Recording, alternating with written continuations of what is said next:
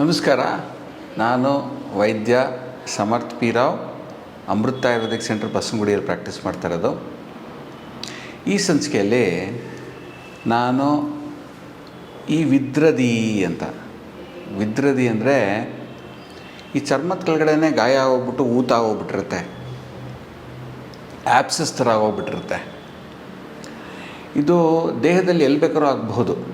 Infection ರೂಪದಲ್ಲೂ ಒಳಗಡೆ ಆಗೋಗ್ಬಿಟ್ಟಿರುತ್ತೆ, ಊತ ಕಾಣಿಸ್ತಾ ಇರುತ್ತೆ, ಎಷ್ಟು ವಿಪರೀತ ನೋವು, ಮುಟ್ಟಕ್ಕಾಗಲ್ಲ, ಕೆಂಪಗಿರುತ್ತೆ, ಒಳಗಡೆ ಗಾಯ ಪಸ್ಸು ಎಲ್ಲ ತುಂಬ್ಕೊಂಬಿಟ್ಟಿರುತ್ತೆ, ಅದು ಹೊರಗೆ ಬರಬೇಕು.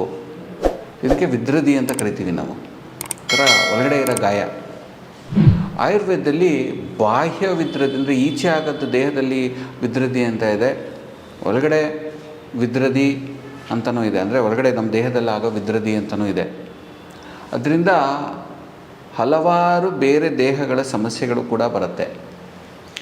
ಇದು ನಮ್ಮ ಆಯುರ್ವೇದದ ಪ್ರಕಾರ 6 ವೆರೈಟಿಗಳು ಬರುತ್ತೆ. ವಾತಜ, ಪಿತ್ತಜ, ಕಫಜ 3 ವೆರೈಟಿ ಆಯಿತು. ಸನ್ನಿಪಾತಜ ಅಂದರೆ 3 ದೋಷಗಳು ಸೇರಿ ವಿದ್ರದಿ ಮಾಡಿದೆ, ಅವು ತುಂಬ ಕಾಂಪ್ಲೆಕ್ಸು. ಆಮೇಲೆ ಕ್ಷತಜ, ರಕ್ತಜ ವಿದ್ರದಿ ಅಂತ, ರಕ್ತದಿಂದ ಆಗೋ ವಿದ್ರದಿ. ಸೊ ಇಷ್ಟು ವೆರೈಟಿ ವಿದ್ರದಿಗಳಿವೆ. ಈ ಒಂದು ಆ್ಯಪ್ಸಸ್ ಆಗಿರೋರಿಗೆ ಅಥವಾ ಆ್ಯಪ್ಸಸ್ಸು ಆಗದೇ ಇರೋದಕ್ಕೆ ನಾವು ಏನೇನು ಆಹಾರಗಳು, ಅಪಥ್ಯಗಳು ಮಾಡಬಾರ್ದು ಅನ್ನೋದು ನಾನು ತಿಳಿಸ್ಕೊಡ್ತೀನಿ. ಈ ಕಾಯಿಲೆ ಬಂದವ್ರಿಗೆ ಅಥವಾ ಇದಾಗವ್ರಿಗೆ ಆದಷ್ಟು ಫ್ರೆಶ್ ಆಗಿರೋ, ಹಾರ್ವೆಸ್ಟ್ ಆಗಿರೋ ಅಕ್ಕಿ ಸೇವನೆ ಮಾಡಬಾರ್ದು ಜಾಸ್ತಿ. ಇದು ಮೊದಲನೇದು. ಇವೆಲ್ಲ ಒಳಗಡೆ ಇರೋ ಇನ್ಫೆಕ್ಷನ್ಗಳು ಜಾಸ್ತಿ ಮಾಡಿಬಿಡುತ್ತೆ. ಎರಡನೇದು ಜಾಸ್ತಿ ಉದ್ದಿನ ಹಿಟ್ಟು, ಉದ್ದಲ್ಲಿ ಬೋಂಡ ಬಜ್ಜಿಗಳು, ಉದ್ದಿನ ಪಕೋಡಗಳು, ವಡೆ, ಉದ್ದಿನ ದೋಸೆ, ತೀರಾ ಉದ್ದು ಹಾಕಿರೋ ಇಡ್ಲಿಗಳು, ಉದ್ದು ಜಾಸ್ತಿ ಸೇವನೆ ಮಾಡಬಾರ್ದು.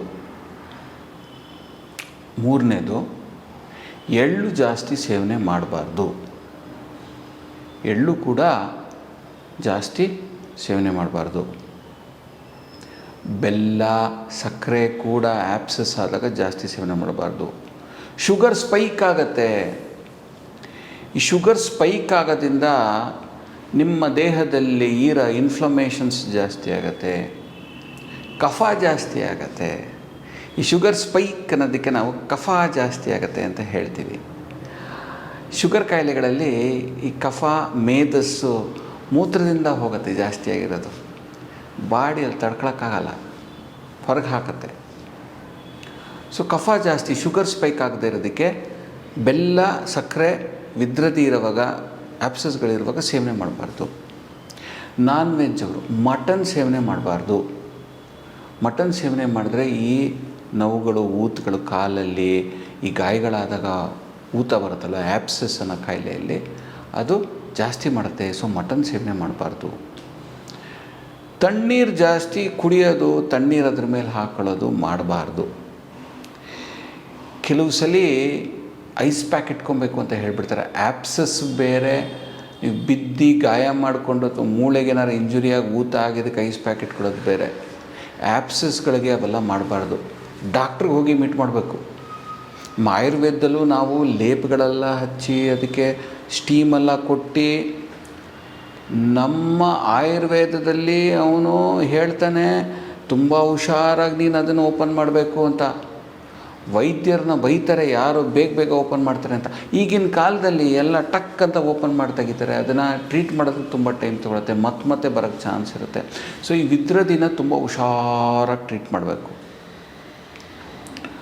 ತುಂಬ ಉಪ್ಪು, ಖಾರ ಜಾಸ್ತಿ ಸೇವನೆ ಮಾಡಕೂಡ್ದು. ಅದ್ರ ಜೊತೆಗೆ ಮೊಸರು, ಹಾಲು ಕೂಡ ಜಾಸ್ತಿ ಸೇವನೆ ಮಾಡಬಾರ್ದು. ಇಷ್ಟು ಒಂದು ಗ್ರಂಥದಲ್ಲಿ ಇಷ್ಟಿಟ್ಟಾಗಿ ಹೇಳ್ತಾನೆ. ವಿದ್ರದಿ ಕಾಯಿಲೆ ಇತ್ತು, ಆ್ಯಪ್ಸಸ್ ಇತ್ತು ಅಂದರೆ ಮೊಸರು, ಹಾಲು ಜಾಸ್ತಿ ಸೇವನೆ ಮಾಡೋಂಗಿಲ್ಲ. ಇಷ್ಟೆಲ್ಲ ನೀವು ಸೇವನೆ ಮಾಡದೇ ಇದ್ದರೆ ಆ್ಯಪ್ಸಸ್ಸು ಬೇಗ ವಾಸಿಯಾಗೋದಕ್ಕೆ ಹೆಲ್ಪ್ ಆಗುತ್ತೆ. ಮುಂದಿನ ಸಂಚಿಕೆಯಲ್ಲಿ ಏನೇನೋ ಸೇವನೆ ಮಾಡಬೇಕು ಅಂತ ತಿಳಿಸ್ಕೊಡ್ತೀನಿ. ಅಲ್ಲಿವರೆಗೂ ನಮಸ್ಕಾರ.